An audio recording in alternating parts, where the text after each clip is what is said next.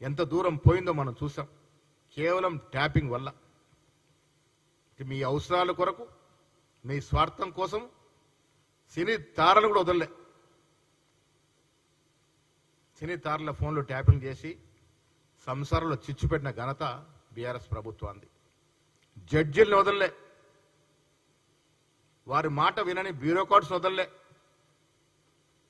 తుదకి BRS ఎమ్మెల్యేలు కూడా వదలలే. ఎవరు ఎటుపోతున్నారో అందరి మీద ట్యాపింగ్ పెట్టినట్టు సందర్భం. కొన్ని వేల ఫోన్లు ట్యాపింగ్ చేసినారంటే దేశ చరిత్రలో అతి హేయమైన చర్య ఇది. కేసీఆర్ బాధ్యత, కేటీఆర్ మాకేం సంబంధం, ఏదో లీగల్ నోటీస్ అని ఒక స్టేట్మెంట్ ఇచ్చినాడు. ఏంటి లీగల్ నోటీస్ మీరు ఇచ్చేది? మీరు మీ నాయన సంబంధం లేకుండానే ప్రభాకర్ రావు గారు ట్యాపింగ్ చేసినాడా? అసలు ప్రభాకర్ రావుని పెట్టింది ఎవడు?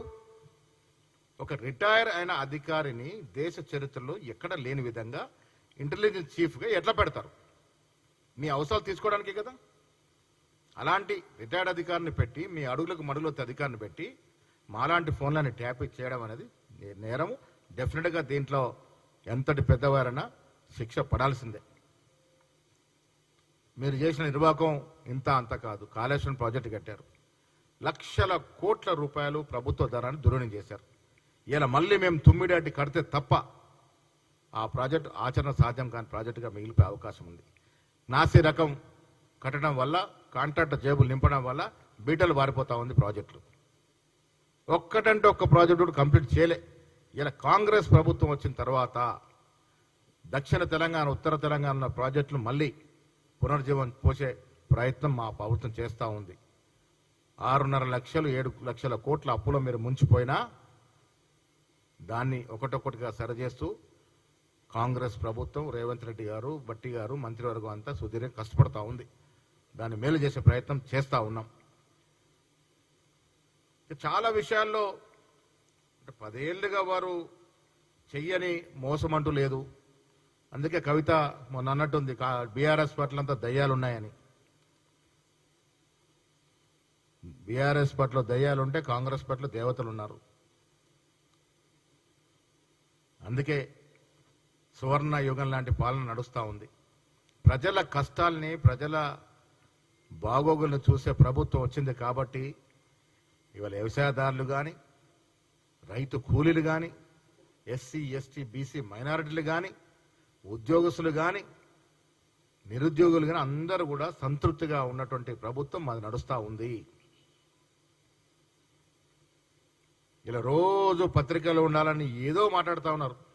హరీష్ రావు ఏదో మాట్లాడతాడు, కేటీఆర్ ఏదో మాట్లాడతాడు, కవిత ఉనికోసం ఆవిడేదో మాట్లాడుతూ ఉంది. మేము చాలా సందర్భాల్లో చెప్పాము. నిన్న ముఖ్యమంత్రి గారు సాక్ష్యంగా చెప్పారు, మీ 10 ఏళ్ల పాలన, మీ 10 ఏళ్ళు చేసిన అభివృద్ధి సంక్షేమం, మా 18 ఏళ్ల పాలన అభివృద్ధి సంక్షేమం మీద చర్చకు ఎక్కడికంటే అక్కడ సిద్ధము. అది రారు. సోషల్ మీడియాలో ఉన్నది లేనట్టుగా, లేనున్నట్టుగా అబద్ధ ప్రచారం. నేను రాష్ట్ర ప్రజలకి మీ ద్వారా విజ్ఞప్తి చేస్తా ఉన్నా, సోషల్ మీడియాలో వచ్చేది అంతా కూడా వాస్తవం కాదు. అభూత కల్పనతో సోషల్ మీడియా నడుపుతా ఉన్నారు. దయచేసి అర్థం చేసుకోండి. చాలా మంది తెలియని వాళ్ళు ఇది ఫోన్లో రాగానే వాస్తవం అనుకుంటారు. 60% అబద్ధాలతో కూడుకున్న సోషల్ మీడియాని అసలు నమ్మొద్దు.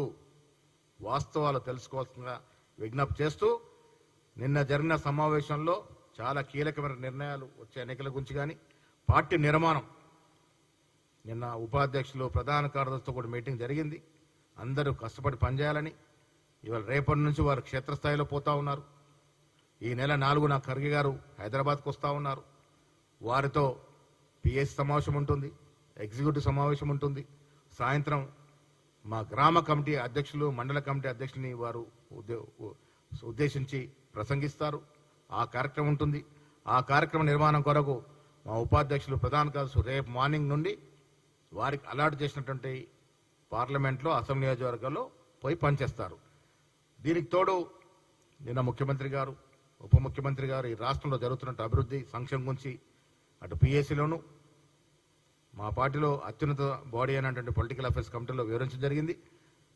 వైస్ ప్రెసిడెంట్ జనరల్ సెక్రటరీ కూడా వివరించడం జరిగింది. అన్ని కార్యక్రమాలు కూడా సజావుగా జరుగుతూ ఉన్నాయి. ఇది గోల్డెన్ పాలన ఈ రాష్ట్రంలో కాంగ్రెస్ ఆధ్వర్యంలో జరుగుతూ ఉంది.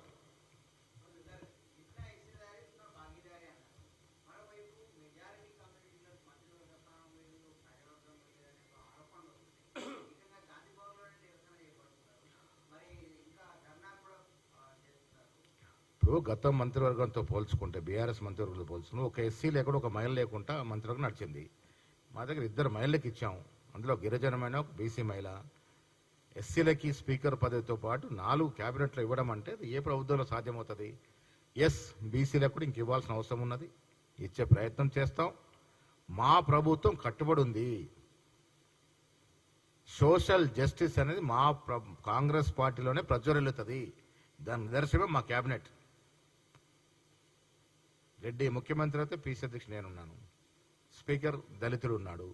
డిప్యూటీ సీఎం దళితుడు ఉన్నాడు. ఇంత మంచి కాస్ట్ జస్టిఫికేషన్ ఇంకే ఇతర పార్టీలో జరగదు. జరగదు. అది బీజేపీలో జరగదు. అదే ఇతర రీజనల్ పార్టీలు జరగదు.